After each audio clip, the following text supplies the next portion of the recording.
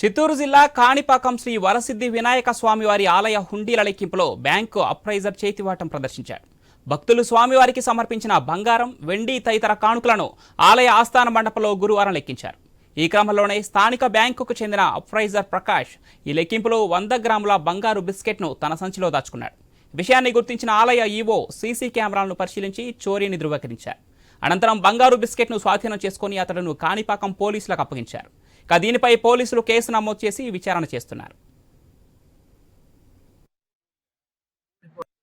వరసిద్ధి వినాయక స్వామి దేవస్థానంలో ఉదయం 7 గంటలకు హుండీ కౌంటింగ్ ప్రారంభమైంది.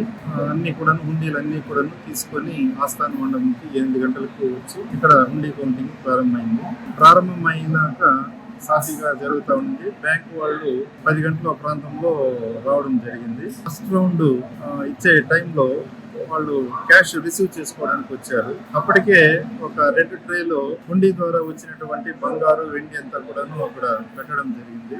అందులో 100 గ్రాములు ప్యూర్ గోల్డ్ 999 నంబర్ ఉన్నటువంటిది హుండీ ద్వారా వచ్చింది. అది 24 క్యారెట్స్.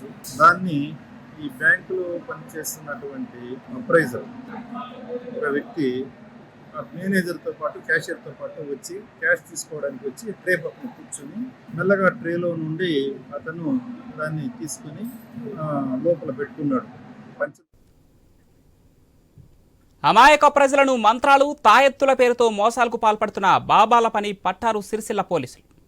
జిల్లా వ్యాప్తంగా ఏకకాలంలో నకిలీ బాబాల ఇళ్లపై దాడులు నిర్వహించి పలు సామాగ్రిని స్వాధీనం చేసుకున్నారు. ఈ ఘటనలో 11 మంది బాబాలపై కేసులు నమోదు చేసి 9 మందిని బండోవర్ చేశారు. ప్రజలు మంత్రాలను నమ్మి మోసపోవద్దని జిల్లా ఎస్పీ సూచించారు.